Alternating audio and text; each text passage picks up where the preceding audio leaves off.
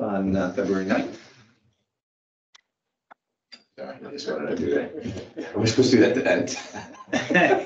I'm a little punchy today. I had a really busy day with a lot of customers, so my personnel always wrong. Good. Yeah. All right, so at this point, we don't have any public comments, so we'll go by that piece. So item number 3 on the agenda, if we can take a minute to review the meeting minutes from our last meeting. So, because Bill wasn't here. Yeah. How do we vote? How do we vote? Josh? Let's see here. You have a quorum of 4, so you need 3 votes. No, you need 4 votes to pass. No, you need 3 votes to pass. Okay. Wait, but you cannot, you gotta abstain. Abstain. You can't abstain though, because then you don't have a quorum. So, yeah, you just have to vote, I guess. Thank you. Okay. So if we can. You watched it on YouTube, right? Yeah, Yes, that's right. and you reviewed the minutes according to what you watched. Yes, of course. I mean, you can vote no, as long as it has 3-1. Yeah, right. There you go. So what if we tie? Do you get to vote, Josh? No, it just fails. I'll make a motion to approve the meeting minutes on January 13th. I will second. Any questions or comments? Bill? No, Hearing none, all those in favor of approving the minutes from the January, 13th meeting, please indicate by saying aye. Aye. Aye. All those opposed, say nay. The ayes have it, motion passes. Okay, the meat of what we're going to talk about tonight. So during our last meeting, we had discussed what the administration and what seemingly the village board is looking for. And that is the development of a long-term economic strategy from a sort of vision perspective.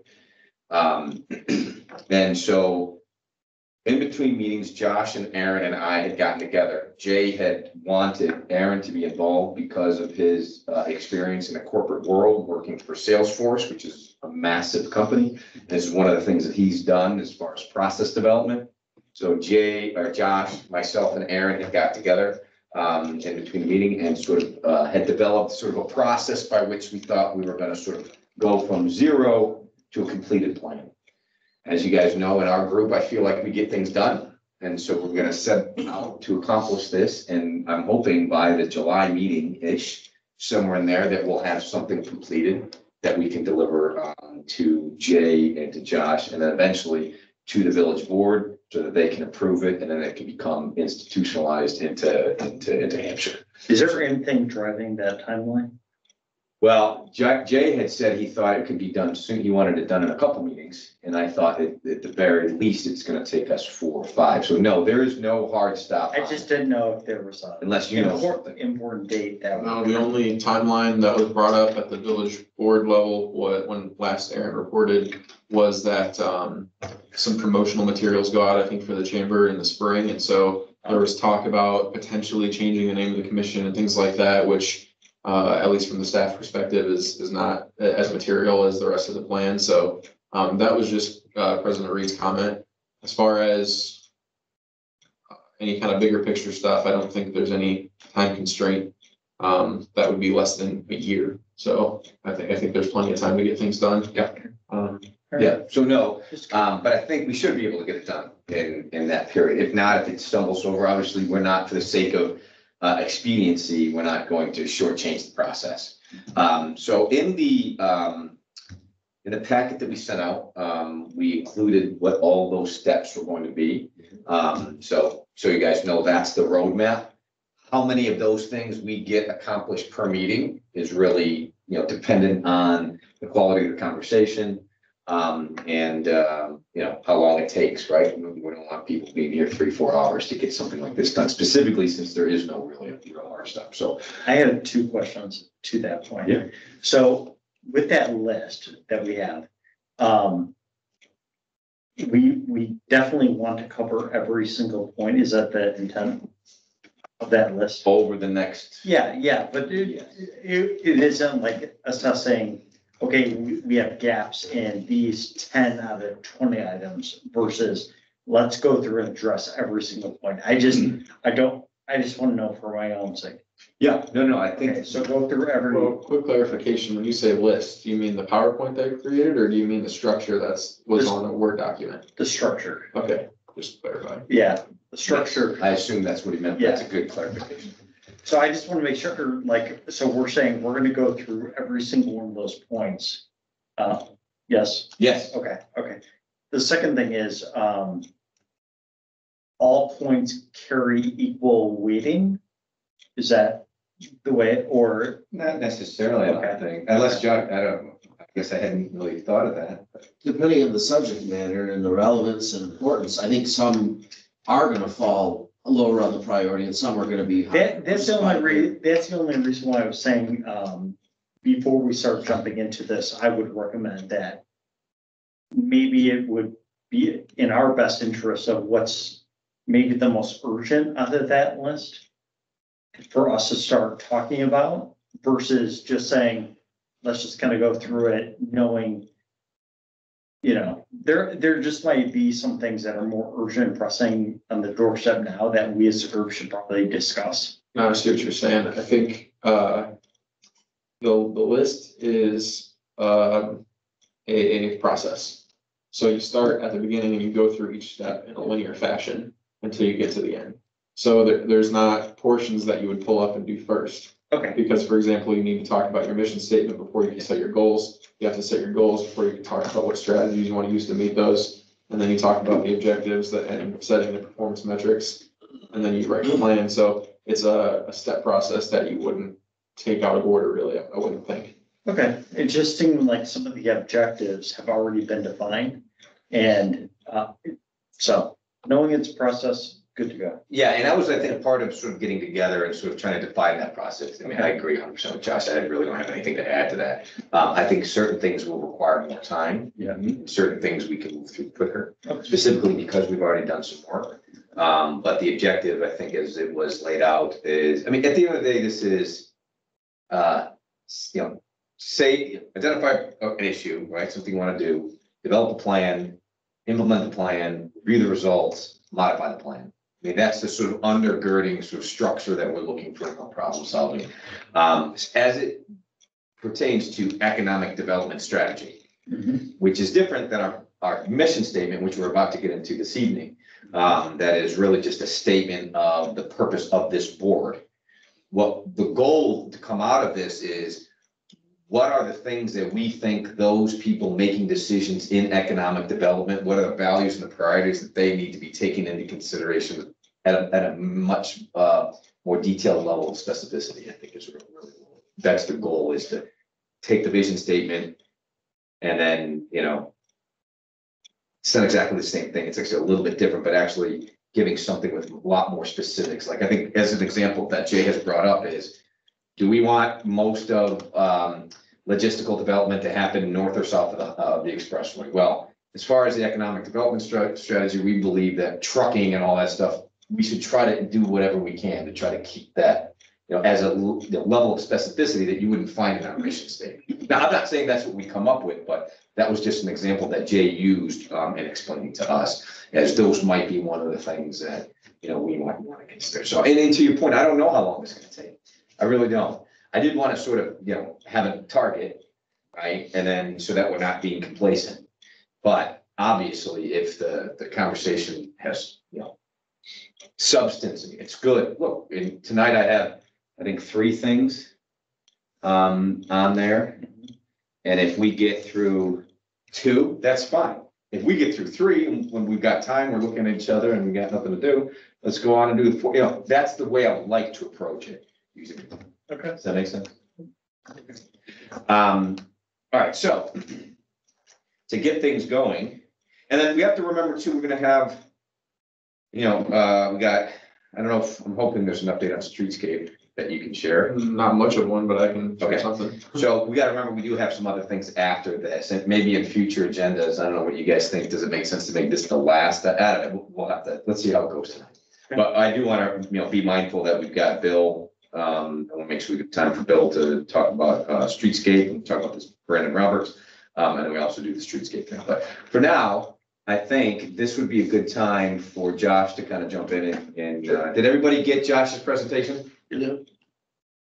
Yes, Thank you you. I'll share my screen too, so we're all looking at it. So I'm gonna turn, yeah, go ahead, Josh, and take us away. Okay. So just to provide some, Chairman Krujek already started talking about this, but just to provide some larger context. The issue that we face as a staff is when a company wants to come to the village. Hey, do you think the village board would support this? Do you think we can get this type of special use? And we, Jay goes off of his relationship with the board and what he has seen them vote on before. But especially when you get a new board like we have now, you don't know everybody as well, don't know what they like, don't know what their vision for Hampshire is. So that is part of what this is going to, or this is meant to be, at least from the staff's perspective, is some direction, right? Some leadership, I guess, from elected officials and you as appointed officials, providing a lot of the feedback and detailed work. So this will eventually go to the village board. The village board will look at this. Maybe they'll spend some time on it. Maybe they'll think it's perfect right off the bat and say, yep, we'll go with that. And then the other piece of context is that the village doesn't have an entire strategic plan, village-wide strategiig plan. It never has, as far as Jay and I are aware. I think maybe Jay found one from a couple of village managers ago.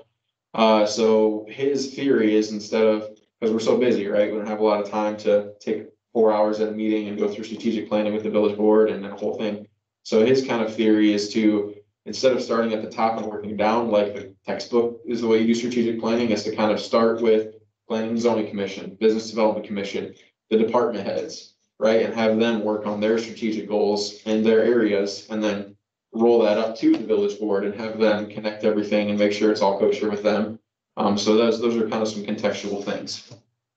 This presentation is specific to economic development strategy, of course, and it's just meant to provide an overview of what economic development could be. There's a whole bunch of things in here. It's not like a community has to do all of those to be an economically developing community, right? It's not like Naperville does every single one of these and bad communities only do 2 of them. So it's just from my studies and some, case analysis and things like that. This is what you could consider. There's certain things that most people do. There's certain things that very few people do because it's just starting to become part of economic development. And I'll kind of go through some of that. So usually what people think of when they think of a community doing economic development, or a state or a development authority, is incentive programs, which the facade improvement program is a great one. Site selection help, which is a lot of what Jay and I do, is helping real estate brokers and developers figure out where they might be able to put things and what farmers are interested in selling, that type of thing. Just straight marketing, come to Hampshire. This is why Hampshire's great. We're halfway between Rockford and O'Hare. We have this non-toll interchange, marketing to the greater world, which when Jay came here he kind of thought that's why the village brought him here, and maybe it was, but as he will tell you, and he has probably told you, we are just trying to keep up, or we are keeping up. We are not going out and seeking at this point because everybody is coming to Hampshire. So this is something that a lot of communities do, the marketing portion. It's just not something we have had to do to this point, at least in the last couple of years. And the last one I put up there is job training, because that's a pretty classic one. That's usually more of a really large community level, or a state level, federal level.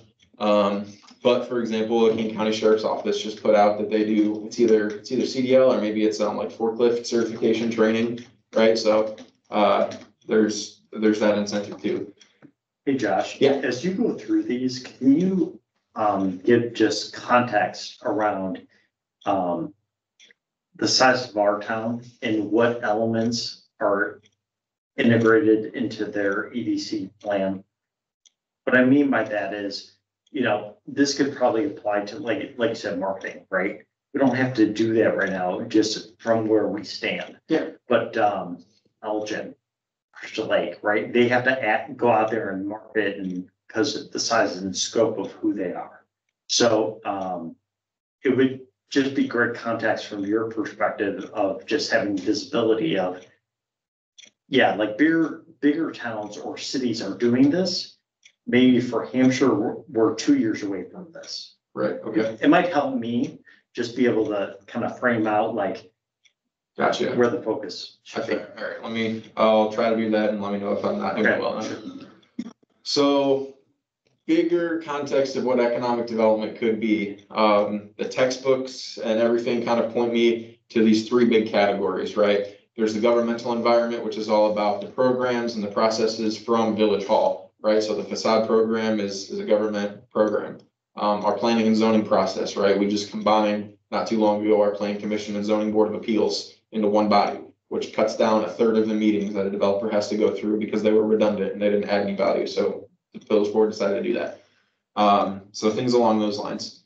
The physical environment, also facade program related, right? Obviously beautifying downtown, but things like streetscape, things that are about the location of development, how the development looks when it's put in, or how we redevelop areas and how they look. And then also the infrastructure of that area. So a classic example I like to use for infrastructure in Hampshire is the north-south water connection, right? Mike Gazzola, who's a developer, he was the broker for the big 90-acre logistics park up there by the interchange. He was one of the people that told us, hey, it is great that you're doing this project because you guys, as we have told him, we have 2 days of water up there if that well goes down, and we have no redundancy up there. So, and we're getting to the point where we can't keep up with any more development. We don't have the capacity to meet demand for water and water treatment up there much further than we're at right now. So the infrastructure project of connecting those two systems, adding that redundancy, adding more treatment capacity is economic development because it allows more development to take place up there. And without it, development just can't. It's stunted. So that's that category. The last one is the human environment, and that is about attracting and developing the workforce. So that would be job training is the classic example of that one. But also just getting people to want to live in Hampshire because companies need workers, right? I think it's maybe more of a trend in the last 5-10 years. I don't know, or maybe it's just going forward, but something we're being taught now in school is that companies are becoming more cognizant of their employees' well-being. They don't want their employees to have to commute an hour, obviously family situations dictate that stuff, but if possible, they want a nice community for the people to live in, that their people will want to live in, with amenities and things like that. So that's what the human environment is also about. So now I just put together lists of examples, or big ticket things that take place in these environments. So those 4 bullet points under incentive programs are things that we already do. Just as an example, we have a TIF district, it's active, it's financially in the hole, but we still are able to make grants if the investment is going to pay itself off over the life of the TIF. So that's something we're actually looking at now with the buyer of Wataski's place. Facade improvement program, you guys know more about that than probably anybody in the village, so don't have to explain that one too much. We do have enterprise zone benefits available through one of the 8 development authorities in Illinois. They can basically kind of on paper annex certain properties for projects into their enterprise zone. So we can give them benefits, tax break benefits, things like that. And then we're a part of the Rockford Area Foreign Trade Zone, which has a lot of benefits for imports and exports, international imports and exports. So, we have a webpage online under, I think, incentive programs is the name of the webpage, where there's more information about all those things. We put that together not too long ago, made it look a little more complete. So the next one down there is marketing, like we talked about before. Communities that, Hampshire is just in that perfect location now where the development coming from the suburbs is starting to get to us. We still have that cheaper land that is becoming an ideal location as everything develops out west. Communities that are further west that don't have that natural progression, they do a lot of marketing. They try to get these one-off companies that are looking for a spot and try to offer them a lot of things to attract them to their place. As discussed before, that's not really something we've had to deal with yet because we're just on that cusp right now that everybody's coming here. The entitlement process is basically what I described before with the Planning and Zoning Commission, getting special uses approved, getting properties annexed, getting them subdivided, all of that. And that rolls right into the zoning regulations, right? We make that process simple. We make it predictable is the biggest thing. My dad worked in local government for a long time. And he was, he used to say that developers don't care how much you charge them for the entitlement process. They just want to know what the number is from day one, so that it's predictable. They can, plan it out on their timeline. So that's the kind of thing we're looking for, is that efficiency and predictability, which I think we've done very well. Zoning regulations that's where all this is housed as far as the village code. But zoning regulations include more things like that I'll get into in the next section too. Things like setbacks, things like what uses are allowed in each type of district, right? The zoning regulations hold all those different industrial, commercial, residential districts, and our land use plan tells us where we're going to put those. Building codes, we don't have any kind of design code, I guess, which I'll also mention in the next section, but making building codes, up to date and straightforward, not having all kinds of crazy amendments to them, not making them way more restrictive than everybody else around you, right? Basically staying competitive on that edge is a part of what economic development could be. The permitting process, we have a really great one now. It's online, it's cloud-based. You get an account, contractors love it. They can create all kinds of permits and track them as they move through the plan review process. Another one that's becoming big is having sustainability requirements. So things like LEED certifications for buildings, requiring certain types of technologies and materials. For example, one could be permeable pavement in parking lots, so that you don't have as insane of drainage requirements. The drainage actually goes down into the parking lot, and there's a filtration system with types of rocks and everything, and then it just filtrates, so you don't have big stormwater ponds. And another really interesting one there is shop steading. And that is where basically the village as a municipality buys buildings and then markets them at maybe lower costs, or kind of the other side of that coin is called, I forget what it's called, but the village itself would invest money into it and make it a better building, make it more marketable, and then sell it off. So that's, I don't know how realistic that is for Hampshire, but larger communities surely have done that, where they themselves just become a landowner for a while. So is the same true for just land itself?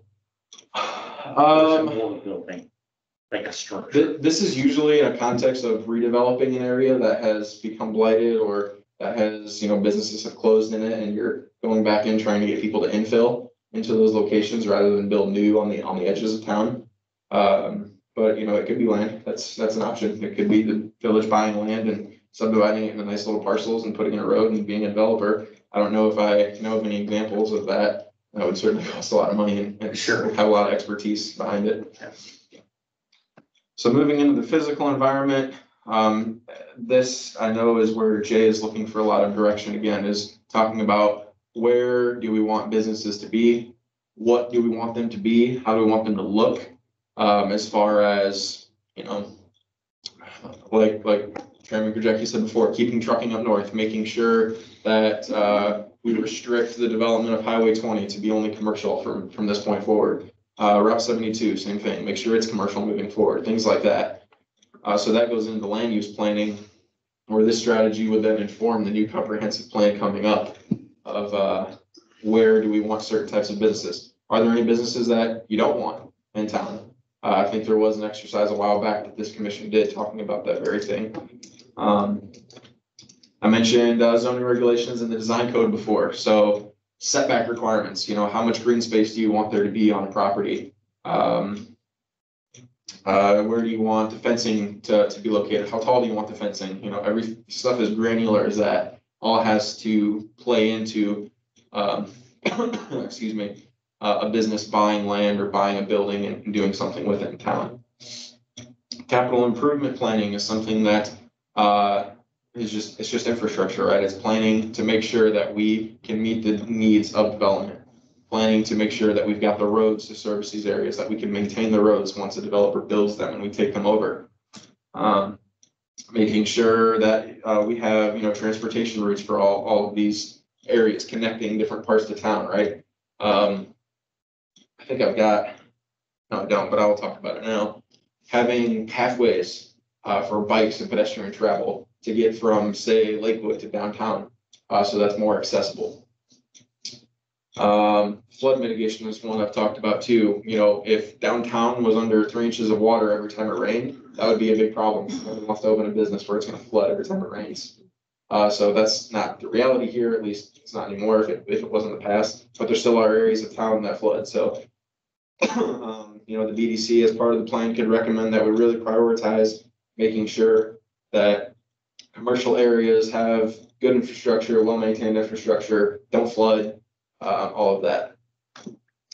Streetscaping, you know what that is. Hopefully, we're gonna be doing a streetscape project here in the near future. But obviously, a nice streetscape just makes an area look beautiful. It shows a community's own investment in their downtown area and entices others to make a similar investment or their own investment, I should say. And then one more thing in there is just green space. So how much green space do you want in town? Do you want there to be lots of parks? Do you care where they're at or anything like that? Excuse me. The final environment there, human environment, job training, talked about that already. Workshops, so maybe for entrepreneurs or new small business owners, right? There could be programs that the village sets up itself or that partners with the Chamber of Commerce, whatever the case may be, to offer some kind of workshop in whatever area. We have talked about incubators before. An incubator is another type of controlled environment where people can learn and people can start out without having to make such high upfront investments on their own. Streetscaping, again, that's more on the attraction side. So people want to live in a nice community, a community that looks nice, that's well maintained, that has trees, all these things. And that is the same with walkability there. People like to be able to walk around or bike around and not have to cross a lot of highways or anything like that. It's actually become a fairly big initiative as far as state and federal funding is going to these old communities that built out prior to planning like this. And, you know, if they've got a big interstate running through their community, funding projects to make some kind of pedestrian bridge or whatever the case may be. Housing diversity is another one. So not every job is $100,000 a year job. Not every family, whether it's their salary or just because they're 22 years old and they're just starting out, you know, they can't afford a $300,000 house. So having some, you know, decent apartments or you know, duplexes like we do have a fair amount of in town, just having some sort of diversity in housing to make it so that a company's workforce can live in that community, and that you're not just pushing all of their workforce into, you know, a community 30 miles away that has built apartments. And then there's just a list of amenities there. So we've got parks, we've got schools in our area, a really good school district that works for us. We've got a library district that seems intent on staying in Hampshire. Community centers, especially in larger communities, that's also a pretty big push at I think maybe the state and federal level is to revitalize a lot of community centers, make them useful again and not just run down buildings that are staffed by 2 people. Having community events, so, you know, having our festival block after Streetscape is done available for having a nice space available for street concerts or, you know, closing it down for food truck day or, you know, whatever the case may be. Having some kind of event that makes the community interesting, you know, Huntley and Woodstock, right? Their community centers are always hopping on the weekends. So, you know, something like that. And then also high-speed internet came to my mind for whatever reason. People need internet, and that's one area where I think Hampshire, I don't live here, so I don't really know, but people say it's lacking and it's having high-speed internet in the residential communities. Yeah, it's not consistent throughout the entire country. Okay. Yeah. Unfortunately, I don't know what, there's not a lot the village can do itself other than start its own utility or an internet utility. Because that's really market driven. Yeah, but, I think 5G is going to probably make a lot. Right. Eliminate what? So with 5G in the emergence, pretty much like Verizon could send you a little box. Right. You plug it in, your whole house has high-speed internet through cell towers. Which would eliminate the conventional Yeah, Fox Valley or the literally you would plug it in the wall and you would have anywhere from 1 to 2 gig download speed. Yeah, when 5G was first introduced to me at the ILCMA conference a couple of years ago, actually, before COVID shut all those things down, it was basically that there would be hotspots lining streets, right? Every utility pole would have one, so that as you go from your car to the street to walk to a business and then inside, you never leave the internet connection, because you're always, instead of hopping from cell tower to cell tower, you're hopping from little hotspot to hotspot as you walk down the street. So that'll be a whole new type of infrastructure, a whole new apparatus that we operate on. Yeah, Verizon's in the suburbs right now, and literally it's a little box, and you just plug it in the wall, and you have high-speed internet. No wires, no, like, it's amazing. So this is just a list, or the big list of everything that I talked about. The one bolded item I did highlight is the land use planning, because I know that is one thing specifically Jay is looking for, again, is direction for staff on where do we want businesses to locate in the future, and what do we want them to look like, what kind of businesses do we want to attract, and what kind of ones do we want to, what's the opposite of attract, disincentivize. So that's everything. Any questions, anything you need clarification on? I don't know how well I addressed your. No, it was great. I think that there are elements of the human environment that sounds very similar to our whole business development years ago. It seems like steps 1 and 2 almost have to happen for some of the other things, not everything, but some of the other things to happen, right? Like, you need businesses that require, like, job training.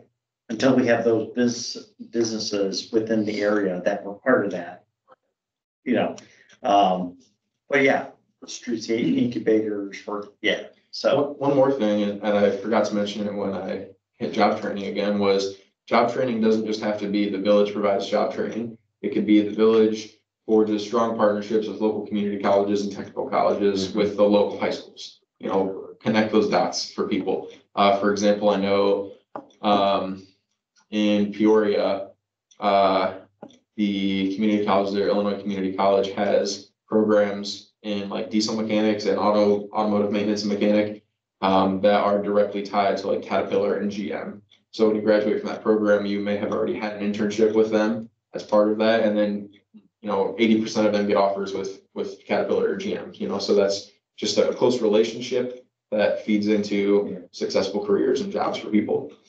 Sycamore does have that as well. Yeah. What's their manufacturer? So what I'd like for us to do now, and Karen, can you still hear us? I can still hear you. All right, awesome.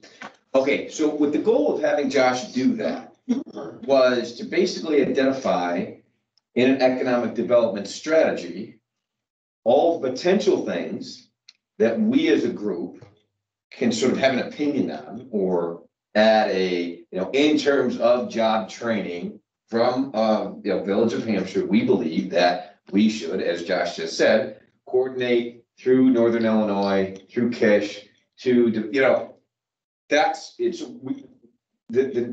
first step here was for Josh to say, these are all the things that could be included in an economic development strategy. Now, for us going forward, what I think, given to your question at the beginning, Dave, was like, well, where are we relative to to size, along the, where are we along the path? Let's pull in those things. So that's kind of why we wanted Josh to kind of give us a broader context of an economic development strategy that other towns, these are the things that tend to be included.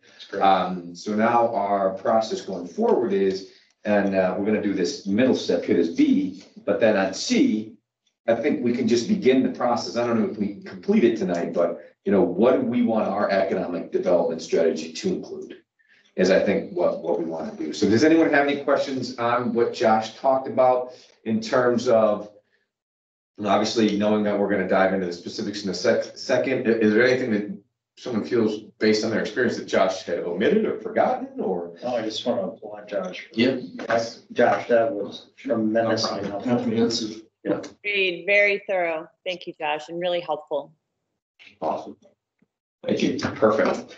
All right. So let's take a middle step. I think I called this step and a half in my original notes. Yeah, I call this, I'm gonna change it to 0 and 1. But what we want to do now, and then we'll immediately return back to what Josh, the presentation Josh gave, is let's just take 2 seconds, and this was a suggestion from Aaron Kelly, Trustee Kelly, I should say. We just want to take a brief look at the most up-to-date mission statement that the Business Development Commission has. And then we wanted to look at that first, just make sure we're comfortable with it, make sure there's no, any changes we want to make. And once we want to do, because we kind of felt like that still is the driving most important primary step is that vision. So, and I just noticed I did not include that in the agenda supplement. So I can read it. For those of you who don't have a computer, to check. Let me read what our most recent one. So this was dates, I've got it dated back to Yeah, I wrote it. May 14th of 2018. Most of the things for this board, so that's a safe assumption. It was like 5 years ago. Well, we updated it in May of 2018. That's what I should. So 4 years. And I'm gonna read actually the one from the website just to make sure that, so. The Village of Hampshire Business Development Commission, parentheses BDC, is a business advisory board to help attract and retain businesses within the village. The BDC works with the community to identify and attract key businesses and recommends infrastructure and ordinance improvements. The BDC also works with new businesses that approach the village from inception all the way to opening. The BDC's mission is committed to attracting and retaining quality businesses for the village in order to diversify the local economy, enhance the community's image, create new employment opportunities, and provide additional services and resources for our residents. Our work will always look to improve the quality of life for our residents, enhance our sense of community, and preserve the integrity of our village's heritage. Guiding principles: strive to always be business friendly, letting our principles guide us, establishing and maintaining high standards, always be willing to look for ways to make things happen, always keep all stakeholders' best interests in mind, move with a sense of urgency, aligning with all departments, commissions, and groups within the village to maximize the potential for success, engaging the community to always be active and share their perspective as guidance. Oh. It should be in marketing. Have you ever considered making a career in that? Man, sometimes I surprise myself. What are our thoughts on that? I mean, The only thing I would say is, everything that Josh walked through. Are there areas where we do engage the community for insight or feedback, or, because if we're not, I encourage us to, but if we're not, and we're gonna develop them here, does that resonate? That would be the only one where if we're not going to ask the community based on certain topics we have, or we get stuck, or then we should probably take that out.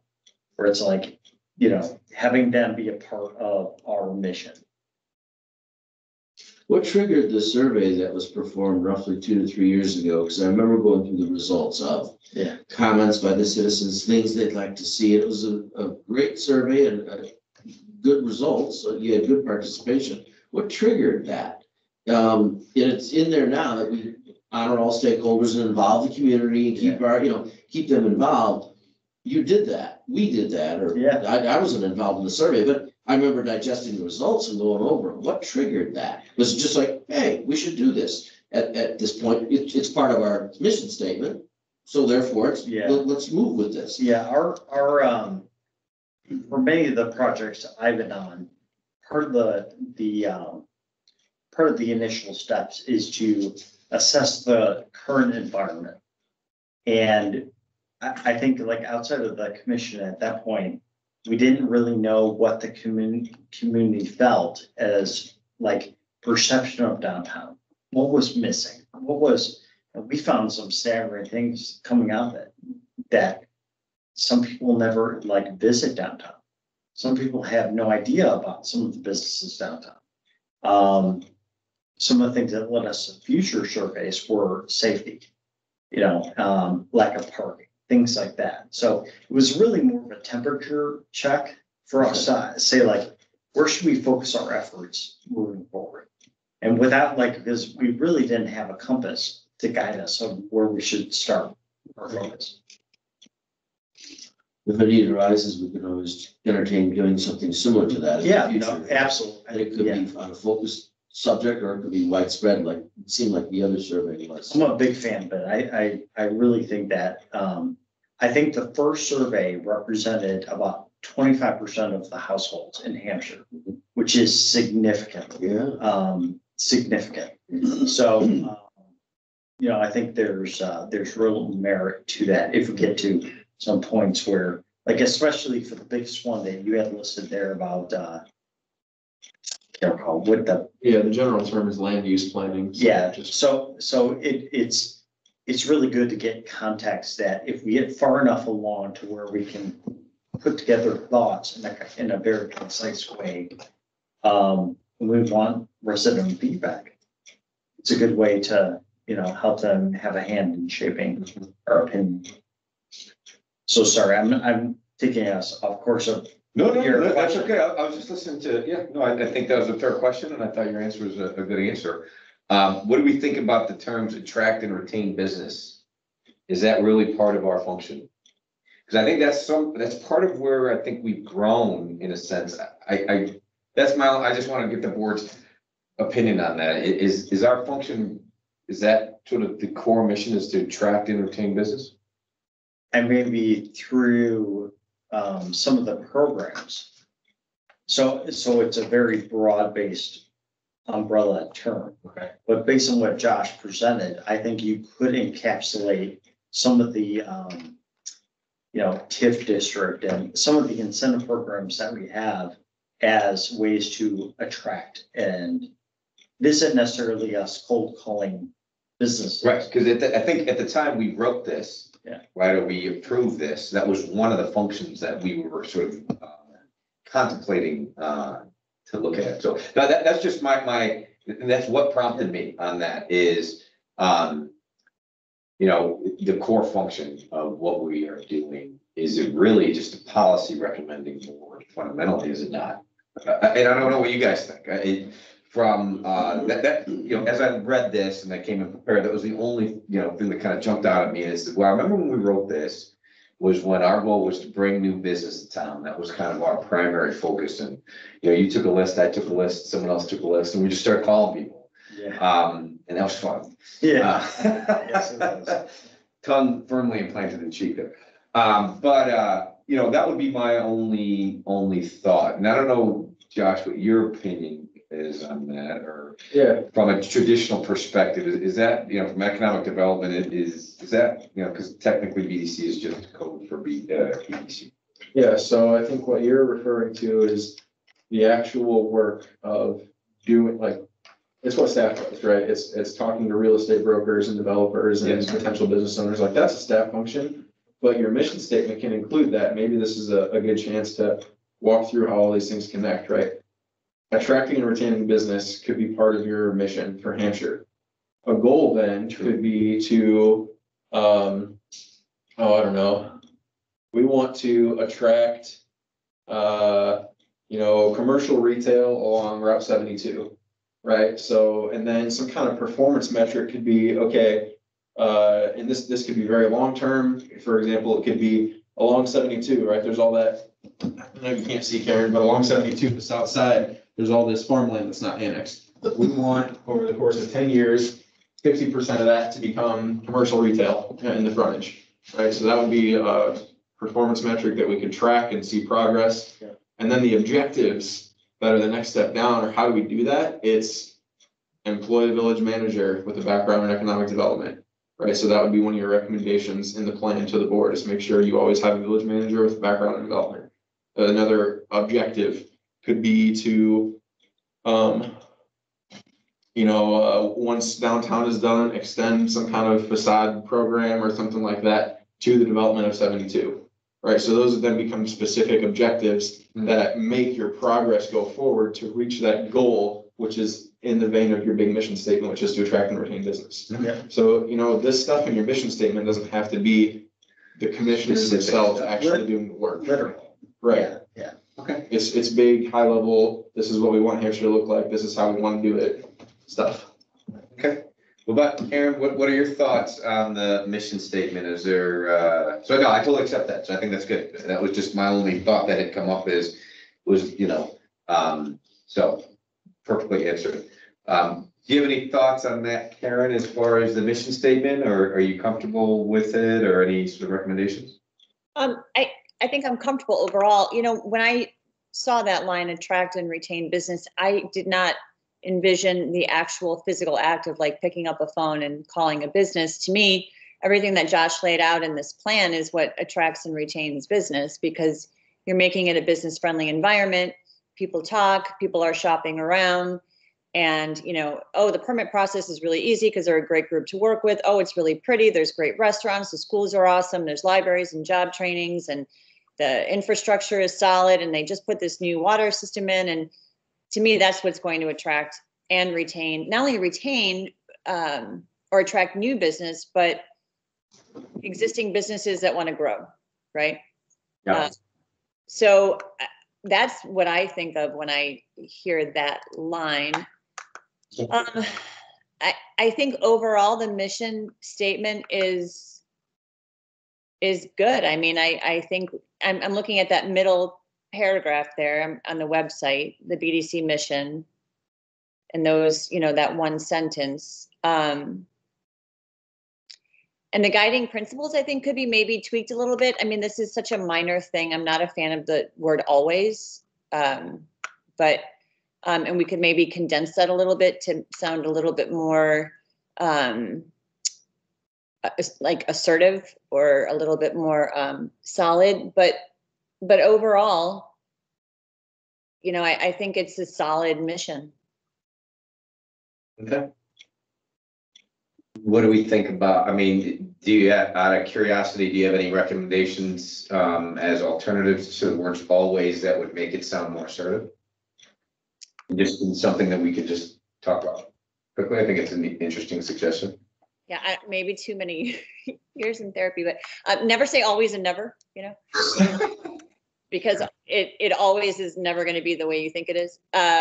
So, we strive to be business friendly. Will we always be friendly? I just think I think it sounds a little bit more concise and a little bit to the point. We're looking for ways to make things happen. Sometimes move with a sense of urgency, I think, is important, but sometimes you can't move with a sense of urgency. It's a grammar. I don't know. It's a writer's thing for me. I think just taking it out might make it a little bit more impactful. It's almost like taking the phrase always be, and just always, then would you think that would make them go, again, as you mentioned, it's a minor tweak to the overall thing, but what is it? Does anyone have an opinion on that or have any? It sounds interesting to me. I get what you're saying. I think it makes some sense. I'm not, like, whatever, Oh, yeah. it's not, like, to me, it's semantics. Yeah. Yeah, it's just wordsmithing. It's wordsmithing, but it's a mission statement, so wordsmithing. Like, for me, it's more of, does everyone, by reading that, understand what our approach is? I would say, I did. Yeah. And Yep. if we want to change it, so good. Yeah, it's fine. Okay. Either way, again, it's 4 years old. Yeah, exactly. So. Right. As far as I'm concerned, this kind of stuff to me doesn't sort of, the difference in the words. I understand what Karen is saying. To strive to be business friendly. Does the word, does the word always, add or subtract to that? I'm not necessarily, of the opinion that, it's a necessary change. This is one, to me, is 6 of one, half a dozen of the other. If for the sense of expediency, we just, why don't we just leave it as is for now, Karen? Yeah. And then just move forward. So I think that, would we as a group then generally concur that the BDC vision statement, which I kind of expected this to be the result, but do we kind of feel like it's in a good shape and we can leave it as is? Yep. I think so. I think so too. I think so. Very well Karen? said. Yeah, I think it's very well said as it is. Awesome. I think that's great. Okay, perfect. So and staying consistent with that. And I think that's really good. So now as we start to look at the economic development strategy at root, what we're looking for is things that are going to attract and maintain and retain businesses in the village of Hampshire that are going to be in line with our guiding principles. I think to even Bill's comment earlier, the idea of maybe part of this, which the next step we're gonna do is talk about what should be included in there. You know, maybe surveys is one of those things that we think we should do, you know, a regular survey. You know, that would be our recommendation to get, and again, I'm not just giving this as an example of what the next step we're gonna go into, but we might say that is, look, once every half a year, you know, we want to do a survey of the community to get their feedback on, you know, their experiences with them in the business, you know, as an example. But it really, this is a broad, what we're going to be working on is something that's much broader than this statement. We're going to take the spirit of the statement and turn it into some specifics that Josh and Jay specifically can use, but ultimately will have to be approved by the village board with their input and their crafting. But does that make sense? Yep. We're gonna try to take that document now, that presentation that Josh gave us, the spirit of the mission, and let's kind of sort of take that next step and see, you know, and what we're gonna do tonight, I think would be sufficient given the time, is let's start to look at that presentation by Josh and just ask ourselves, what are some of the things that we think where we're at in our journey as a village? What are the things that we want to include in this EDS? Does that make sense? Yep. Okay, so that Are we on? Does that sound- Are we on C? we're on C now. Okay. Yeah, affirmation, is this still what we want it to be? Is this different than EDS? Okay, I was making the statement, this is different than the EDS strategy, which I just explained. The EDS strategy is a much bigger thing. This is more of a vision statement. Okay, so we're good. If I could, I just wanted to. Yeah, what are your thoughts? To note that middle paragraph on the website. Yeah. And I was just gonna share my screen so I can highlight what I'm talking about here. This one right here. I think that says it all as far as what you want your goals to be. You want to attract and retain quality business. You want to diversify the local economy. You want to enhance the community's image, create new employment opportunities, and provide additional services and resources for residents. Those are 5 goals. Like you could, and this often happens in strategic planning where a mission statement just becomes basically a list of goals in sentence format, and then you just drop those as your goals. So like those, if you want, could be literally your 5 big goals. And then you start talking about which of those things from the presentation will help diversify the local economy. Okay, What objectives do we take? Yeah. I like that. So you're saying like take that statement, break that out, and then now go to the presentation that you did and try Right, to. yeah, so if we're talking about enhancing the community's image, and we go to this list, which areas on here do you want to focus on that you think will help enhance the community's image? That you think should be part of a 5-10 year strategy for making the community look better? Obvious one is downtown streetscape, right? That's in the works, but that could definitely be, you know, year 1 of your strategy is to see streetscape through. So streetscaping, walkability, having green space, those are all areas that could help make the community's image better. Prevent, you know, getting rid of flooding problems, stuff like that. So just as I think you were starting to go to, do you want me to leave this up here for now or? Yeah, no, 100% is exactly what I want you to do. And so I'm just kind of, does everyone like what Josh described? That sounds good to me. I mean, Love it.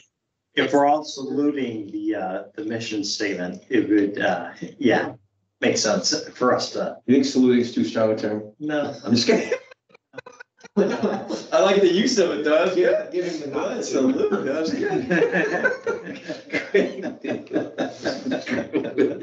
All right, so I like that idea. Let's go. So we got enhancing community image as a main header. Create new employment. I just want to kind of break this down. Yeah. Create new employment opportunities. We're gonna do Provide additional services. provide additional services. Did I miss diversify the local economy? You missed that. Should we make sure of this? Diversify. Oh, well, yeah, I mean, well, here, let's take a pause for 2 seconds here.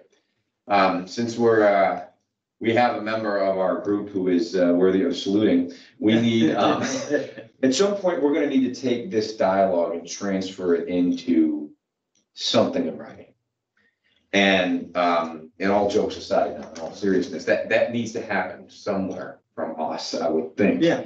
Um, Also, too, I would almost go as far as to say, we're missing 3 people of our group, Right. right? That should probably have a say I agree. in this process at this point.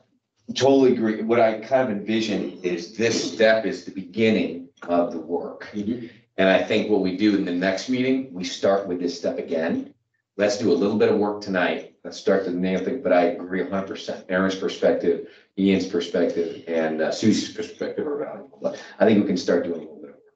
Yeah, just from when you and I and Aaron met, I think maybe the next step on your structure there was talking about stakeholders. Is that right? I don't want to lose my screen here. Hold on. I got it.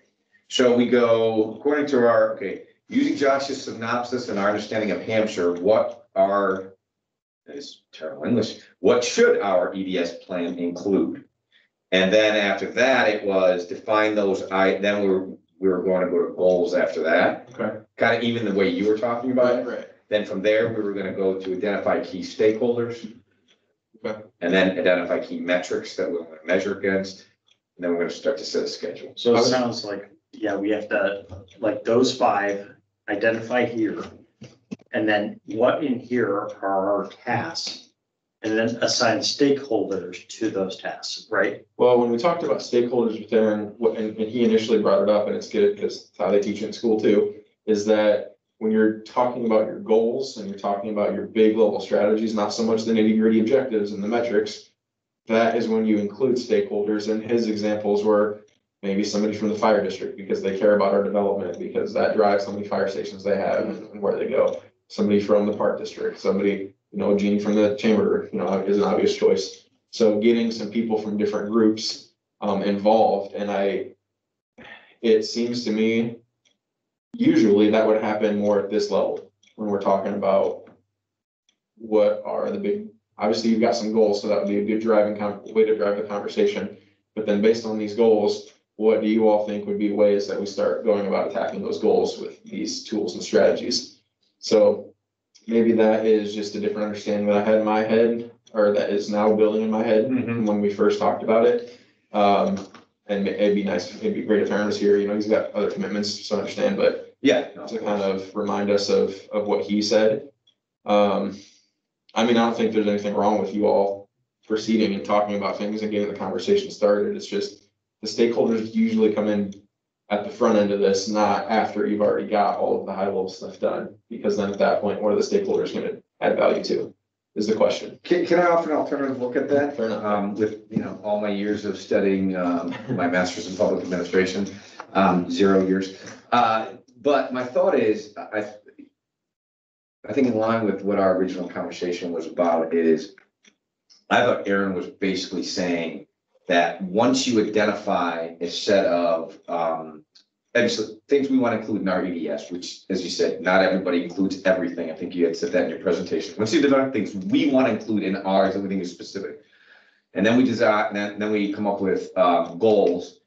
It's not always going to be BDC's responsibility to accomplish those goals or village staff's responsibility to accomplish. Sometimes it makes sense that those categories and goals underneath those categories should be at least acknowledged that that is not something that is part of us, and we need to identify the stakeholders who are most likely. That was how I remember. Yeah. And so I think that's how we struck this sequence. Now, I'm not opposed to the idea, but in what way do you think identifying stakeholders at this stage? Are you talking about stakeholders who will be affected? Right. As opposed to, I was thinking we were hearing stakeholders who might have some level of responsibility. Because I thought that was part of that conversation where we were like, well, it might not be village staff's responsibility, it might be outside of our purview, but we still want to include it in the economic development strategy. No, I do remember that conversation that same way. It just, now that we're going through it now, it just seemed kind of awkward to me. Because again, this is going to be a village strategy. It's, something that you want, for example, the fire district's input in, but the village's objectives and strategies are going to be for the village, not for the fire district. If that makes sense. Like, this is going to be a plan for the village of Hampshire as a municipal government, not for the community of Hampshire involving the park district, the fire district, everything. So I didn't think of that when we originally had the conversation, because just didn't register in my mind that way. Okay. But I would recommend or advise that this strategy should not include objectives for other entities. Because we have absolutely no control of whether they're gonna do those things or get reports from them. You know, we don't wanna create that kind of relationship where we're relying on them to do the things that we want to do. So maybe give us an example of a couple of stakeholders that you think we should identify now. And I mean, I'm totally open for it. I don't know. No, I think a really obvious one is Jeannie from the Chamber of Commerce. Obviously, she tends to come to the meetings anyway, but she's an obvious one. She helps, you know, she represents the current business community. Could be somebody like, somebody from the development side. So it could be somebody like a Mike Izzola or, you know, these people all have busy jobs too. So who knows if they want to come in and talk about this kind of stuff for a couple of hours, but that's kind of, you think about all these different realms. Somebody, you know, the chairman of the Planning and Zoning Commission, maybe, Park District. yeah, somebody from the Park District could be, some, you know, key business people downtown that we think, you know, you really want opinions from. Somebody, and that's, when we first started talking about stakeholders, my thought was, that's the purpose of this commission, is to be that group of stakeholders. Because you have somebody from the industrial realm, you have somebody from the retail realm, you have somebody with interest in buildings and physicality, right, from that background. So it almost seemed like it would be an extra unusual step to get this other group of people to then help you all. Because that was, I think, the purpose of the Business Development Commission, was to be that set group of stakeholders that would then generate this type of stuff. So I'm not against getting other stakeholders, of course, that's up to you guys. But that's kind of where I was going in my head, was what are the groups that are going to be affected by development in the future, and people that would care about the economic development of the village and get their input at this level in the process. Or is it safe to say that once we vet some of these ideas out, invite them in and play it back to them? Yeah, that I think would work too. Even as I'm saying, I'm thinking maybe it is the better plan to just start with the commission, and then once you have pretty much everything fleshed out, then get some other people's input on what you have, instead of bringing them in at the beginning. It's always easier to have somebody react to something Right. and say, what do you think? Like, you know. Great. The branding exercise that come to mind. Yeah.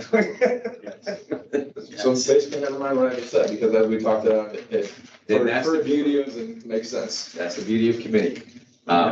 Okay, so the headline, the different columns that we have, I think, and I started with enhancing community image, and that's why I got in the middle of the sentence. But we've got attracting business, retaining business, which I think in many ways are two different things. Maybe not, maybe you come to the conclusion. I do like and we've got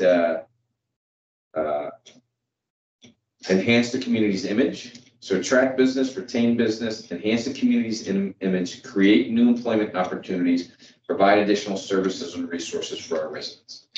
One more. Which one? Was it the first one? Diversify the local economy? Yeah. Okay, it says attracting and retaining quality business for the village in order to diversify. Okay, so diversify the local economy. No, that's good, because that's why I broke them. Okay, brilliant. So those are our categories. So let's look at what are the things that we feel like in the government environment, the physical environment, and the human environment. What are things that we're going to want to include in our EDC, continue to use it, economic development strategy? What are some of the things that need to be included in there? But what are a couple things from, let's start with attracting businesses. What are some of the things that we think we need to develop strategy around off of, some of the stuff that's up there? It doesn't stimulate anything. What I thought about earlier Okay. was two tangible things when we talked about attracting and retaining businesses. And one of them was the Village of Hampshire promotional brochure that was in the works, and I think it was kind of on hold for a little bit, or is on hold. I don't think we ever moved forward with it, but that's something tangible that promotes the village, promotes it from an economic standpoint, and gives some vital statistics on the village, and is just I call it, well, when we get it done and it's available and we're able to distribute it, it's just a tool in the tool bag. So you say marketing is one of those things for attracting businesses that we should be involved in. And that's what the brochure would be, I would. Yeah, it would fall into Kind of that. used for. Okay. Promotional, Would we all agree that marketing should be included in attracting business? I think it's, despite the fact that I think we're in the pursuit. Yeah, the only thing I wanted to add was, most of our calls are about logistics and industrial, but maybe the marketing portion of the strategy is specific to retail, because now we're starting to get the rooftops, and now we can start going after That's right. smaller retail places to locate on 72 in downtown.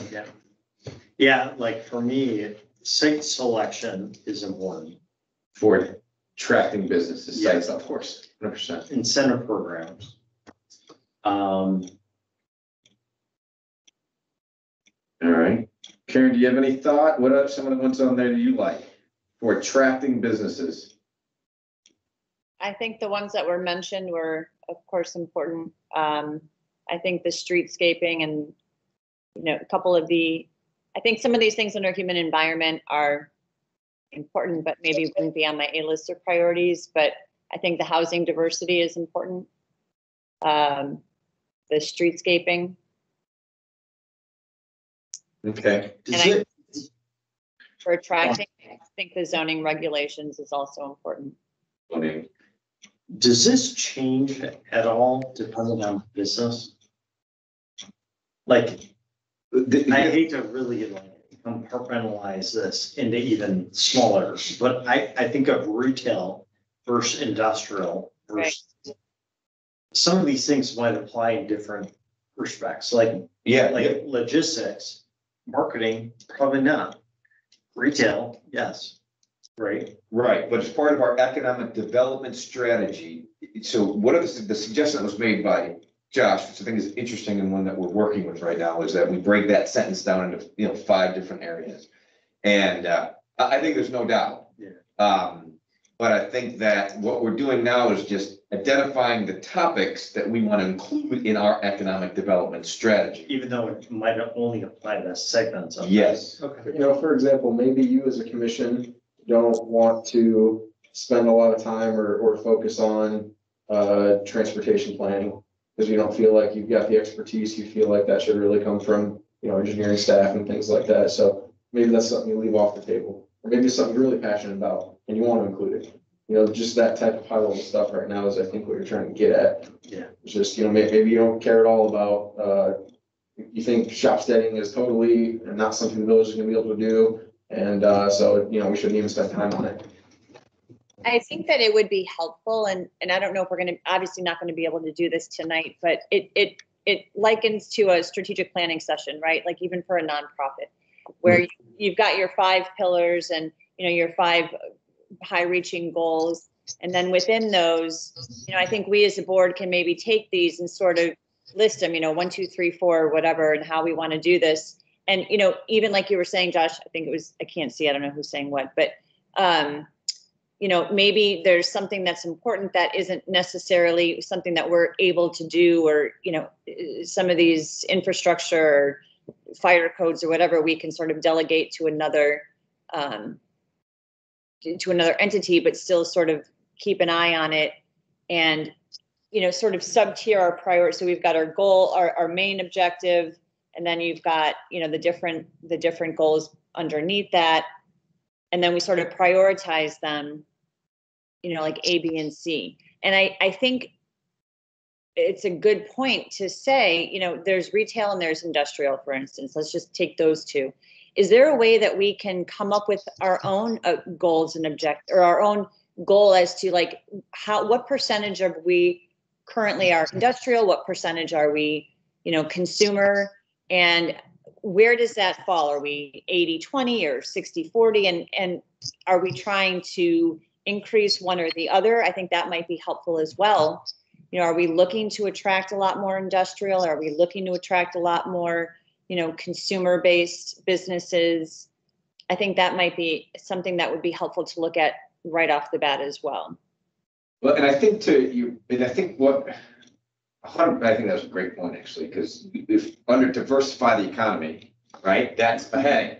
Then once we get to work on that, right, then we'll say, then we can sort of have a conversation, what percentage do we want to be retail, or where is retail, where is industry, and this is going to be a work in progress, Karen. So I really do appreciate you bringing your, past work on other, boards and stuff like that. But yeah, no, I think that's I'm almost actually for tonight, I'm actually almost okay that we actually pause this part here.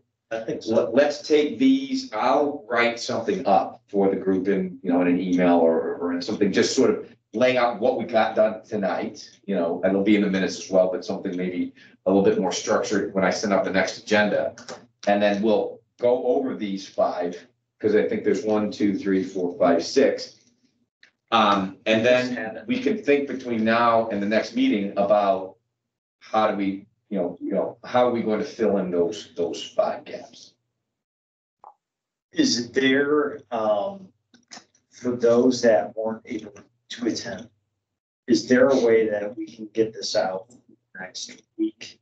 Sure. To be able to say, watch the YouTube video of this meeting. And if we can at least have an idea of, look at this list and what would you assign to each one of these 5 buckets? I think it would help us as we sort of tackle one at a time. We already have in our minds what our. Yeah, my thinking is, I think most of everything that's up there is going to be included in some way, shape, so, So I think we just have to break out, like, I'm a firm believer that, like, what's the expectation that when somebody walks in here a month from now, they're prepared to discuss? Right, like not, like beyond the agendas and the minutes and whatnot, it's more so like, here's kind of like the pre-work to look at, so we can make it a constructive. well, yeah, right, and so it's I think that's what I was kind of referring to. Oh. So I agree with you 100%. Now, I hope that we, I think maybe we send a link to this meeting, specifically if we can, reduce it to just the link of Josh's presentation, but maybe I put that in the wordage, just hey, make sure we pay attention to Josh's presentation. Because I hope the people that are here don't watch. But we send a link to tonight's meeting so that they have a chance to sort of get the feedback from Josh. We talk about, that we approve the mission statement. We think the mission statement is just fine as is. We talk about the, this is the thing I'll write up, is based on that middle paragraph from our mission statement. We've broken it down into 5 categories. What we want at the beginning of the next meeting, what we want you to do is come ready to identify the items. The problem I kind of foresee, though, is we can talk about this, is I think we did attract business, right? All of these things that we just listed under attract business are probably going to fall under retained business as well, right? So I think maybe I can, I can talk again before I write that, maybe in the next couple of days, or we can talk about it again right now. But I'm curious, do we think of these 5 categories we're going to be able to fill in? Is that the right strategy? Only because it seems like to me, maybe it's just attract and retain businesses are going to be very similar to each other. You can kind of make that one, attract and retain businesses. So I think we continue. What does anyone think? Because at least to me, the way my brain is thinking about it, right, is okay. We are creating 5 headings, or 6, depending. Then we're going to take those items that Josh says are normally show present in an EDS strategy, take those and put them into the different little categories, right? And then once we do that, we're going to take one at a time, and then we're going to take those things that we put under there and break those out into goals, right? And goals for underneath. This is what we think about, permitting process. We brought that up. We want permitting to be as fast as possible, as cheap as possible, as hassle-free as possible. Is everyone on board? Is that kind of the way we're going? That's how my brain is Yes, understanding? yes. Does it make sense, though, for us to just go spend a meeting on one topic and cover each bullet and say, skip or discuss, right? Because it seems like 90% of what you had up there applies to almost every bucket. Well, that's part of that's where I was going. It feels like there's, so I don't know if that's, or do we look at, so what is it, just so I can clarify, I understand. So what you're saying is we just take attract and retain business. We're going to have a meeting on attract and retain business relative to the economic development strategy. what are the things that it should be part of our strategy under attract and retain business? I Is that what you actually, think? I'm thinking of everything up until the point of what do you think? It's more of saying, okay, we're gonna talk about that, but we're gonna go through each bullet and say, we're not there yet, skip it, like marketing. We're not there yet, skip it. Land use. What is needed for land use and talk about it. And maybe one meeting will make it through half the topics. But I think that will be able to have us as a group identify what's important out of that list to define each bucket. Unless, because I feel like if we all have different viewpoints on different of what's important, I just think it's gonna be harder to make progress. That's all. Yeah, no, I mean, as we're doing this is ambitious. Very ambitious, but I think to the point is where we're at, where we're not at, I think. One of the things we had talked about is a 5-year window. So, to kind of to that point, this is the economic development strategy for the next 5 years. Is one of the pieces that we thought to sort of address that issue, but everything we think that'll be relevant in the next 5 years should be included into this plan.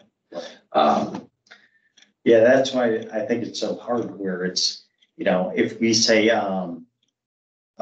vacant land, right? And we talk attract and retain business. We as a group should identify how important it is and not necessarily, don't have to solve it in the meeting, but maybe just at least identify as a group of how it's important and some structure on how we're gonna Well, approach it. and this is really, remember what this is about. This is just about sort of declaring a strategy. Yeah. Not like saying, hey, this is, or a set of priorities for Jay and Josh to think about. This is supposed to be an amalgamation, sort of a collection, a sort of a synthesizing of the views of all the stakeholders, to Josh, the people that have been entrusted with this, responsibility of being on the village board, of being on here. This is what we think in terms of, marketing, right? This is what we think about in terms of incentive programs. It's not necessarily solving it.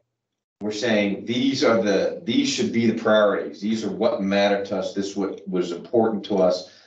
This is, as you start to pursue site selection for different vendors, these are the set of priorities we want you guys to review and sort of include in your decision-making process. We're aligned. Yeah, which means we don't have to come up with every No. plan. Right? It's just, hey, when you're bringing in an industrial company, like, we want to make sure that it's our belief that as a group and as a collection that permitting should be super simple. These are the regulations should be focused on sustainability. The people of Hampshire should not pay for everything, right? I mean, these are the kind of things that, just to, so yeah, no, I don't disagree with you. I think let's take a shot at taking these 5 buckets. Let's send a link of the presentation, because I thought it was really well done. And then say, let's come to the meeting, and maybe we should have some emails that go around too to make a decision. I'm not opposed to the idea of taking one of those 5 at a time. That's one way of breaking up this elephant. We can do it, yeah. Either way, but I like that. I think we could do that. So let's churn on, I think, identifying what we've done so far and then taking a month to think about it. We should probably all rewatch this again, the presentation from Josh, and look at this again. And hopefully we can have some exchanges between now and then, so that we do come in and have a functioning board. Because what I don't want to do, and I think we've been very good about, is I don't want to spin our wheels, right? We want to make progress, but I don't want to start making progress without a good path forward, because then that's wasted progress. To your point. So, okay. Yeah. Does anyone else have any thoughts on this? Karen? I'm just a big, sorry, I was looking for my mute button. I'm just a big fan of prioritization, because there is so much to tackle, and just being able to assess, realistic priorities will help us get a realistic timeline and a good path moving forward. And I think that might be something that we as a group would want to whether it's in the form of a survey or a discussion or whatever is the most convenient for everyone, to somehow come up with, a prioritization of these different ideas that Josh so well laid out, and how they relate to the 5 goals that we have. So when you say prioritization, you're talking about the items in the sort of 3 categories that Josh has. Which of those are, from a priority standpoint, which ones should we focus on first? Well, underneath so did we just whittle that down to 3? Did I just miss that? Within the mission statement, right? Josh has those, Josh was saying, like, you're really looking at 5 different pillars or buckets, whatever you want to call them. And I think underneath those, and I think they're all important, and they're all equally why we're here. And I think underneath that, to be able to prioritize under each one of those pillars, to be able to prioritize some of the different goals to serve those pillars might be helpful as a board exercise or a commission exercise, to kind of get a feel for, because we can't do everything at once, right? No, 100% correct. Yeah. And I think what we were originally, my brain works like Internet Explorer or File Explorer on your PC. That's just how, we start with, big, and then you break that out to smaller, and then you break those ones up to smaller. And that's kind of, I think I had envisioned, we had thought of it going this way, but I totally understand what you're saying from prioritization. Well, we can continue to do that as well. I mean, we can continue to break that down, but still gonna circle back, Yeah. No, I get you. Look, I've never done this before. Josh, what do you have? Thoughts? So the big list in the 3 big environments. And that was the 3 I was referring to. Yeah, From my presentation. I would not consider those things to put under a goal. Those are more what I would call a lens.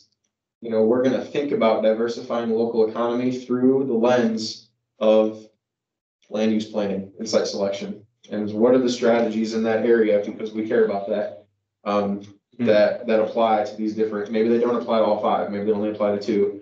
Maybe you all really care about permitting and make sure that entitlement and permitting processes are streamlined. So then we look at those big 5 goals. Okay, where does that fit into those big 5 goals, and what strategies do we want to take? I'm using things that already exist in my head, because pre-transition to Safe Built, if you all know, Safe Built's our outsourced building services provider. Before we did that, a strategy could have been have an online permitting system. Now, we already have that, so you wouldn't want to include that in this plan, but that could be, that would be one of your objectives to meeting your goal of one of these goals, right? So you find, and I think when we first met with Aaron, he talked about only out of those, 1, 2, 3, 4, 5, 15, 20, so maybe 25 bullets that I presented. He talked about taking 4 or 5 or 6 of those and focusing on those, because that's what you all care about, figure out what those are. So maybe you just set a number. I don't know, it'd be pretty arbitrary. You could set a number. We're gonna look at 5 of these. We're gonna pick the top 5 that we care about. It's gonna be, I don't know, land use planning, marketing, site selection, streetscaping, and green space, right? And you then think about all your goals, and these are the areas that we care about. These are the lenses we're gonna look at those goals through and start figuring out what our strategies might be to reach those goals. So that would lend to Karen's idea of prioritization is maybe we take a poll amongst the group to see which of these are the. The only thing is, I only feel educated enough on 30% of that list. So I can tell you what I know about that, but like. Well, there you go. I mean, that's the purpose of the committee, right? Yeah, right. You have 30%, Aaron has a different 30%, Karen, and then you all. That's why I'm thinking our next meeting, we can come and discuss as a group to try and build consensus around like top 5 or 3 or whatever, under each one. And then. Or top 5, just because I like the idea of the lens that can. Oh, yeah. That almost puts those things ahead of the 5 goals in a sense, and then Yeah, so maybe it's our, so our filter, our mission objectives, but our approach is top 5 of that list. Yeah, I think that. Yeah, well, what do you think, Bill? I think that works. I think maybe you and I work on some Yeah, that's, terms. yes, To be consistent, because in the academic world of strategic planning, goals versus strategies versus objectives versus tactics all mean different things. And Right. that's a pretty strict hierarchy. So it'll be good if, I mean, we could put a whiteboard up that has, these are the 5 goals. And these are the 25 lenses. Let's pick 5 of them and start figuring out strategies for our goals. Yes, exactly. Yes. okay. Okay, that was a very emphatic yes, That's a Karen. whiteboard right there. Don't Be excited. emotion. Gone through this strategic planning thing too many times. Yeah, Thank you for articulating it so well, Josh. okay, so I think, well, okay, let's do this then. Josh, let's try to, you and I get together in the next couple of days. And then with the goal of coming up with, sort of synthesizing the conversation we had today. Then we're gonna push something out to the group. And that will be sort of hopefully some little homework to do between now and then, to your point. And then, get ourselves ready to take the next step in this process. Does that sound good? Sounds great. Okay, fantastic. Great work, everybody. That was, it was very fluid coming in, and I feel like we got to something that's stable, and allows us to move forward. So, okay, excellent. Josh, Sir. give us nothing but good news on Streetscape. Streetscape bids went out. We expect them to come back late February. It's either the 23rd or 24th. Okay, We had to, let's see, is that project? We got a couple projects out for bid right now. It was not that project. For the water main connection, we had to extend the bidding because we have obligations due to our state grants to meet minority and business inclusion goals and stuff like that. So we had to extend it, but Streetscape is still on the same track that it was, so bids should be opened this month. okay. So right now, like, do you have an approximate timeline of? So I don't know if Jay articulated this at the last meeting, the idea bidding early in January and then the idea is that you give the contractor basically April through October to get the project done. Once they start, they have X amount of time to finish. Because you don't want, downtown torn up for 6 months, Right. but it's gotta be torn up for, 12 weeks or something. So you just give them a 12-week window, and whenever they start, that's how much time they have to finish. So, and that gives the contractors flexibility to work this project into their schedules to give us best prices that they can. So yeah, bid opening, it'll be late February, and we'll see how the numbers come in. We're very hopeful. I mean, we did a lot of work we put in options like we talked about before. So maybe things will come in low and we'll get to put some options back in, who knows? It's just whatever the Numbers come in. whatever the numbers come in at. Don't have a lot of control over the market, so. Yeah, no, thanks. It's good. And a side note, speaking of Streetscape, if any of you folks venture up to the downtown Algonquin way, I hadn't seen it since they completed it, but we were up there 2 weekends ago. Mm. Oh my gosh, we walked the downtown Streetscape. Amazing. Really? Amazing. Yeah, it's great. I was just like, wow. But anyway, for what it's worth. So we have a standard to aim for. Oh, man. Well, that's moonshot right there. Yeah. Wow. All right, thank you, Josh. Thank you guys for your feedback. Okay, we're gonna push item 6 off because Susie's not here. But I want to keep it on there so we don't forget. Beautification committee report, Bill. Yep. Yeah. Updates on the 3 pending projects from this year. The dollar store is pretty much done with the exception of the commercial door that was on back order. That was I think the smallest of the 3 projects. That's all I had on that one. Washington Avenue, next to the gas account. Current update is windows are all in. They've all been replaced. The siding is in the process of going on. They're working today. It's to be done next week. There's gonna be brickwork done on the south. Yes, the south and the east side. That's to be next week, weather permitting, of course.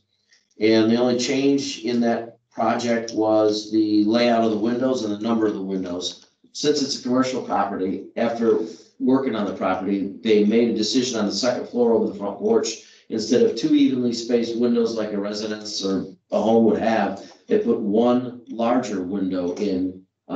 He said it probably would be an office, and ideally someone would definitely plop their desk right in front of that, because you can look out onto and down Maple, off of Washington and see Maple. So that's the only change on their project, but he said they will be done probably within the next 2 weeks, weather permitting. The place across the street, the doctor's office on State Street. They have installed a new back door on the building. The front is pretty much done, the masonry work, except for, well, today they got the acid washing done, so it's gonna look a lot different when you see it in the sunlight, after the acid washing process. That was done today. There's 3 light fixtures, 3 or 4, I think it's 3. They're been back ordered, so illumination won't go up, but once they're in, they'll go up. Okay. So you'll notice that. But from that standpoint, my understanding is the front facade is pretty much done. On the back of the building, that's been on, that's taken second seat to the front. The back door's been installed. They're gonna be doing the siding next week, actually a week from Saturday. They'll be doing the siding on the rear of the building.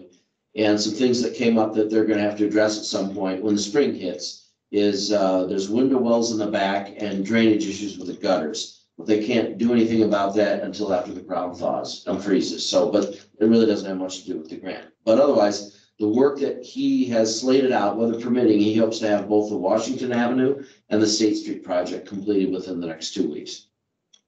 That's the latest. Do they have tenants? Yeah. I didn't ask that question. At least on Washington, for the time being, the interim, Jeff Safi's gonna use part of that building for his business office. So kind of, but it's not a means to an end. That's not long term. He said, I'll tell you right now, it's not gonna be for that long. So other than that, I didn't ask. The last time I talked to him, which is about a month ago, I don't know if anything's popped up since the doctor's office, but I'll be talking to him probably Friday. So I'll hit him up on that and see if he's got any prospective tenants lined up. Okay. Nice job as always, Bill. I think it's important we should bring up Brandon Roberts. He is actually today. I don't know, did he close? I don't know if he did. I talked to him yesterday and he said he was doing the final walkthrough last night, so. Okay, so we've got a new business owner starting off on Main Street. Brandon Roberts had approached both the village. I had a meeting with him myself, and he met with Randy and Michelle from the Copper Barrel. And he is very excited to bring what I think is a super cool place to downtown. So he bought the lawyer's office, which is at the end of is it the last or second last? It's the last. It's the last. I thought it was the last. The last section on this side of the street on that, sort of extended building. And they're planning on putting in a coffee shop in the morning and then a wine bar and a charcuterie at night. Wow. And his model that he'd like to follow, as he shared with us, is he wants to do it in the style of the Copper Barrel. In a sense of that sort of upscale, really nice, sort of internal sort of fixturing and try to attract a very similar style crowd, which Right. I think is so in step with what we've been trying to do. I almost fell out of my chair when he told me that's what he wanted to do, because I think that's in line with kind of what we've been hoping to promote. He is a huge fan, and I think it's bears mentioning since he is a business owner, I'm assuming at this point, of downtown. He loves the overhead lights, and he wanted me to express at this meeting that should be the last thing that gets taken out of the streetscape budget, which I will agree, I'm of the same opinion. So I told them at the time, and I'm also stating it now for the video and everything. But it's very exciting. He has every intention of coming for a streetscape bid. So we're gonna have that front of that building, it'll get all redone. Okay. So it won't be as big a project as the Copper Barrel, I wouldn't imagine. But he's also seeking to find what other sources of funding that he might be able to get access to in order to create the best sort of space as possible. How big is that space? It's not huge. Maybe like a third of the size of the Copper Barrel. Maybe, Is it- yeah. Is it that big? You know what it reminds me of? If I was to, remember the old coffee shop over across the Yeah. tracks? Probably maybe about 50% bigger than that. Okay, So all right. Yeah. Just passing by the storefront, it looks small, Yeah, I mean, skinny. Well, it's narrow and deep, indeed. so it's not as big as Peterson Fuels, about half the size of Peterson. That's I mean, great. Yeah, no, I'm excited because it's in step with what we're doing, Yeah. right? It's another, and then if we can somehow get Palzo's to find someone to rent to, that would be wonderful.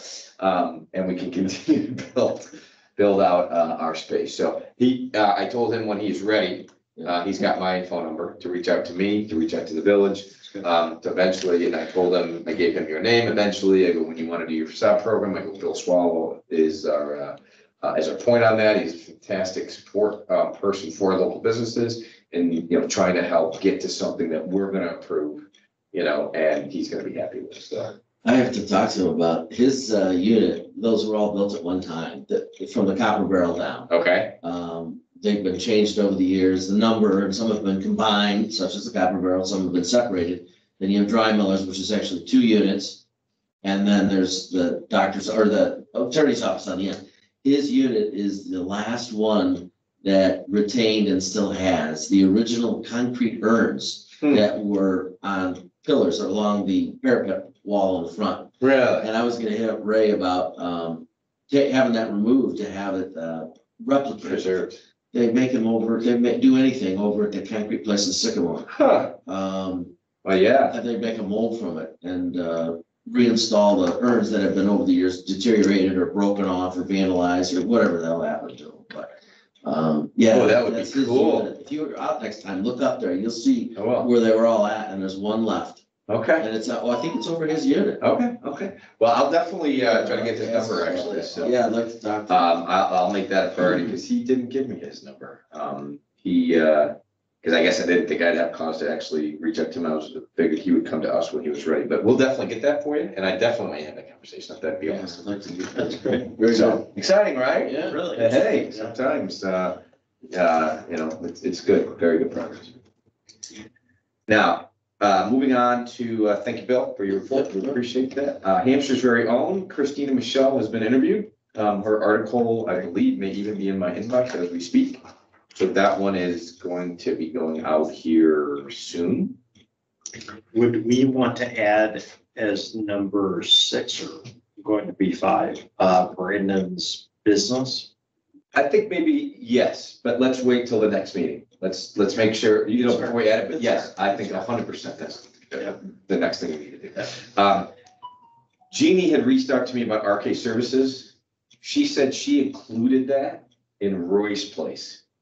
Oh, Because Roy owns both. yep, yep. So she thought it might be redundant and she wanted us to confirm whether or not we felt, Yeah, I I think. think we take it off, right? Yeah. Yeah, she covered both, absolutely. Okay, so we'll be Family Dental, Chicken Dip, Kruger Accounting. Yeah.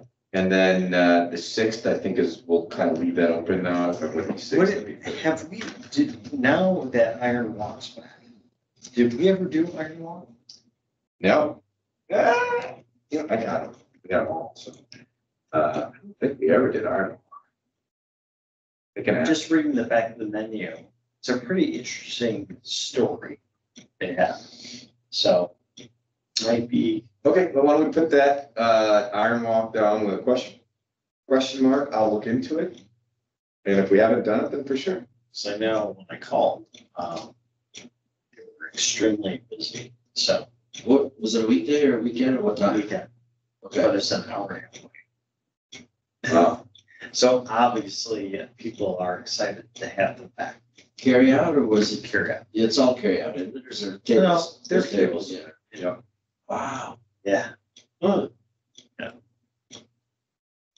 Okay.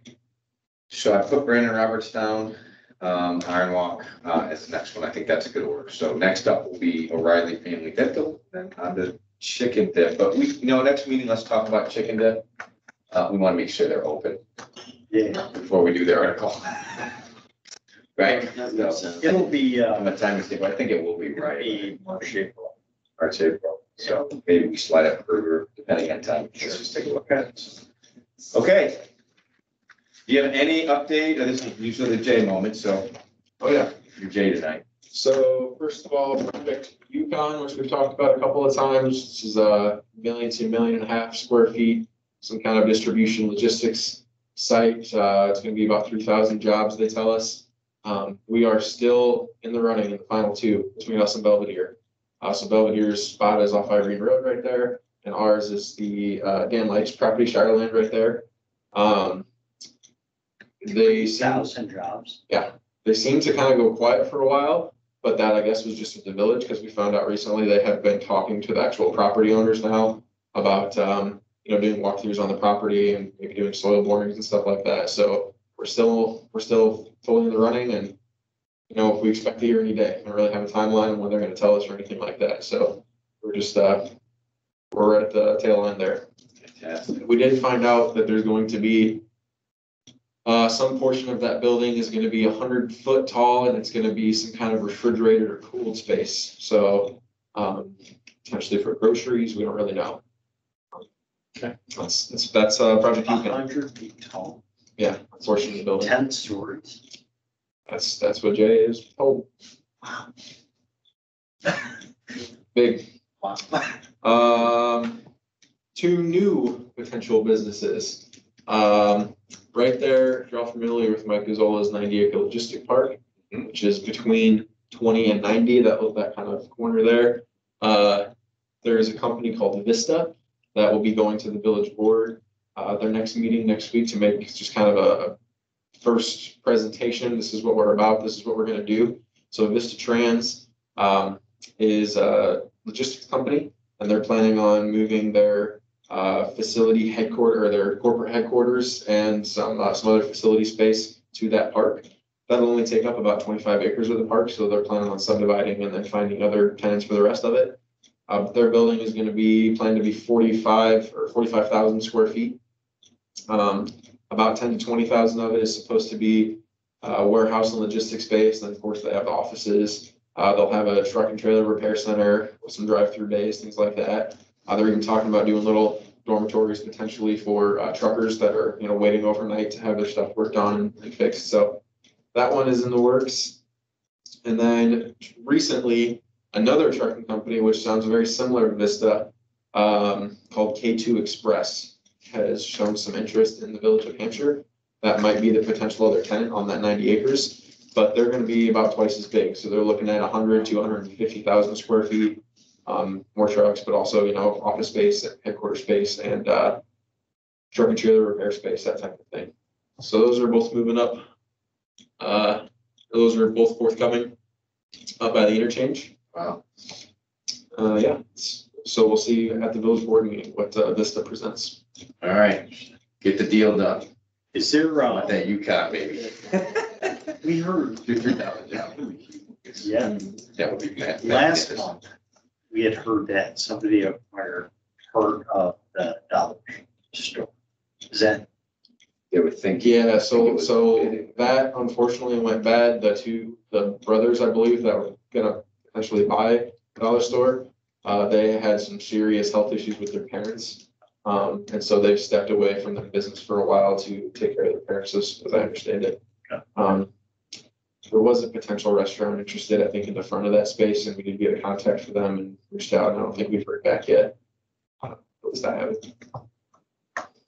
Yeah, that's where that one went. Okay. All right. Yeah, I think we're about to enter the period of hypergrowth. The next 5 years are gonna be pretty crazy. And if that comes, that Yukon, that would be humongous, huge. And Lord knows our location and our town, everything is significant. And I think it's what we've all been preparing. Yeah, and I guess I can note too, this isn't so much business, but on the residential development side, just so you're all aware, is Crown is going to be bringing to the village board the final plat for the M neighborhood, which is their first like townhomes in Prairie Ridge. So that'll be coming forward. That'll be on the western edge of their property, but still south of Kelly Road there. And then they are also talking about starting up the final platting for Unit R, which is south of Allen Road. and right behind where that village hall site is supposed to be, up there where James used to have his cars parked. There's another, I think, 78 townhomes planned for that area, so Crown should be bringing that in pretty soon. So they're moving along. Do they have a, home builder yet for Oakstead? Not for Oakstead, we talked to them, but they already, yeah. So this morning, we actually had a conversation with them, and they said they are in negotiations and discussions with somebody for Oakstead. So, I mean, they talked about 50 lots, 250 lots, the whole property. I mean, so they're just talking right now, as far as we know. DR Horton is gonna be doing unit M in Great Ridge. And Olson, Wow, Yeah, that's yeah. interesting. Dan Olson did, let us know, or made that public knowledge at the Planning and Zoning Commission a couple weeks ago. Is that is that off of Main or no? Unit M, it will have access from Kelly Road. It's basically where Kelly Road ends, right there. Or it ends on the west end. Right. Yeah. Yeah, it'll be touching, yeah, it's that west end and it's, south of that. So the spine road will go up to it and attach to Kelly Road. Okay. Okay. Do we have anything else anybody wants to discuss? No, sir. Okay, hearing none, I will entertain a motion to adjourn. I'll make that motion. I'll second. Any questions or comments? All those in favor of adjourning, please indicate by saying aye. Aye. All those opposed? The ayes have it. All right, guys, great meeting.